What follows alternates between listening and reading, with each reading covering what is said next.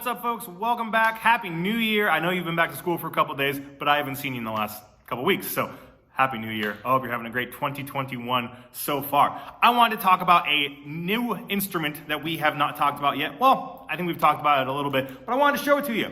This is called a, do you know? This is a clarinet. Now, third graders that are watching this, I want you to start thinking about being in band next year, joining band. If you really like playing the recorder and you think playing the recorder is awesome, this instrument, as you might imagine, is extremely similar to the recorder. So if you feel like you're getting the finger movements down and you're like, yeah, I think I really like this instrument might be for you, all right? Now, the clarinet is really popular across all kinds of different genres. We talked about it a couple weeks ago before winter break. It's really popular in klezmer music, Jewish music.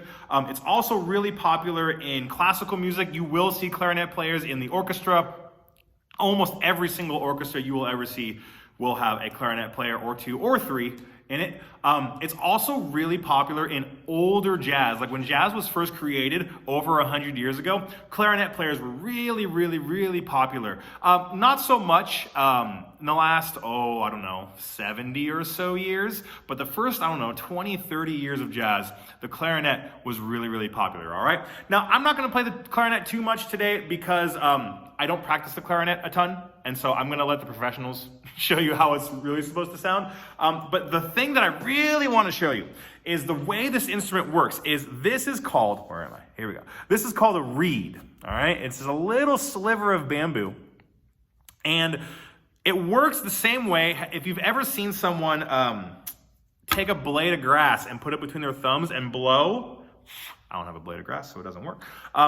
If you've ever seen someone do that, it's the same thing is happening on the clarinet. Basically, you're gonna try to blow air across the reed, not into the instrument, across the reed and get it to vibrate. And once it starts vibrating, that's how you get the noise, all right? And then, as you might imagine, I'm gonna cover up, do you see these holes in there? You see these holes? There they are. You're gonna cover up the holes 1, 2, 3 and get different notes.